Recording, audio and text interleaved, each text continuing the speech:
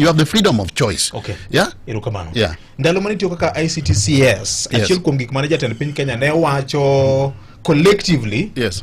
Mane ovunjo cabinet mare kata be ni Gen Zs ne odhire kata no trigger dissolution mar cabinet mare. Achiel kuom gik mane osebedo kowacho nitiere CSs mamoko were very inept. Yeah. Could it be ni you are one of them? Momio ne ibedo aged out based on that pillar. Opinion polls ne rate among the top performing CSS, among the top 3 consistently. Then kada apenjie gimoro. Yes. Nikech ingeni nitie gik mane en relela. ICT ministry no nyaka na wuoge beti winje. Awinje nikech en part of the business ma watimo. No, to tiwinjo gik motimo kata be ineno gik motimo. Duoka, apenji penjo dwaro doko. Be winje kata ineno gik matimre kuno. Nyaka na wuoge. Donge ni winje kata the president kamara mrama president nitie to wacha ICT motimo ang'o? Emo wacho. Let me tell you, I've got a track record as a performer. Tried and tested. Kana the Ministry of ICT, no, it was like a mere department. Na elevate makete the center of auto center, if I may use that word. Akete auto center of everything in government. Okay. Yeah? From a moribund entity. Ka work kanyo, Kora been appointed the deputy chief of staff responsible for performance and delivery. Adi ayudo ka our performance management framework bende nen gimotho. Adi achiere ma Jokenya oneno nang'o ni sani koro jok manie sirikal bedo held accountable for results. Yeah? So I'm a proven performer. Not just a sirikal ka, kata manamne ane private sector. Yeah? Out of my over 24 years experience kaka consultant, I managed to cut my niche. Mabet competitive age as a consultant, and I was recognized as one of the best and most sought after strategists in Africa. Strategy ma iwacho no, could it be one of the reasons as to why ndalo manini CS ni ngada ni KBC kende mane yudo government adverts? Then the Star newspaper oboke mar GH gine mano megi kende gi. Mano is not strategy.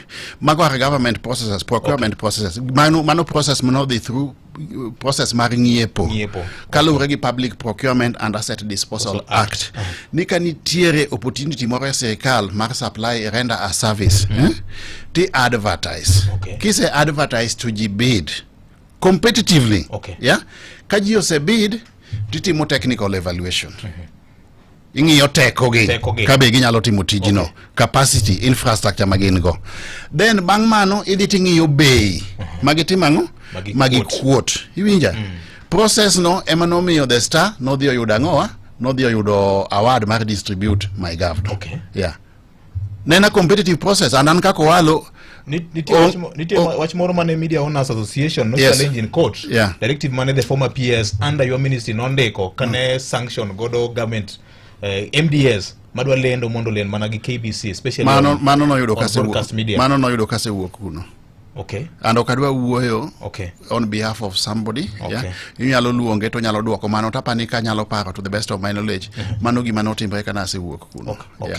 But the long and short of it, any Eliud Owalo nigi track record as a performer. And take me anywhere. And let me tell you, any position in government is as good as the person holding it. Even Jamabe. So, any position mora mantie, I'll make sure it delivers. Kalu regi mandate mara position. Yeah. Yeah. And give me a teach ma kanyal timo takwiri ni ma kanyal makia. Yeah. Yeah. In case you don't make it, will you be willing and ready to form a coalition with the winner of the elections? You know, I've just entered the race.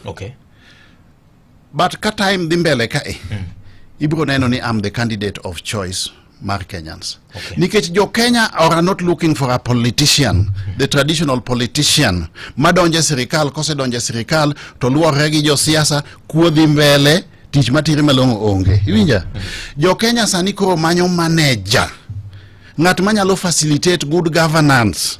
Nikech resources wan go Kenya ka. In fact, economy ma Kenya ni en economy motegno kabisa. Ose kwalendi chakre independence chakasani to pimbe ni Kenya pod mana nitie. Ose kwalendi left, right and center, especially center. Ose kwal. Koro. Kawanyalo yudo somebody manyalo manage the resources. We are looking for Sani Kenya manyo a transformational leader, yeah, and somebody maburo practice good governance mondo wa manage our resources. Jokenya sani ok many jasiasa. Josiasa gi wasebedo go since independence, to gitero watera a merry go round gimiluongo gi dhok kigunda ni vicious circle. Yeah. Vicious circle of bad governance. Yeah, that's what they have been taking us through. So I believe I'm the candidate that Kenyans have been looking for. I'm the candidate Jokenya osebet karito. And as we speak, I don't want to start discussing pre-election coalitions or post-election coalitions. But no. Magi realities of the current political dispensation in Kenya. There's no single political party that can form government. Mano kang mwaburo mnakalo kwa chopo kanyo. And kata kuchopo kanyo, to me, okay, the basic principle is good governance. Okay. Good governance. That's the bottom line. Is it existing? And I'll only get into a coalition, whether pre-election or post-election pact, give like-minded political party or individuals, okay, anchored on good governance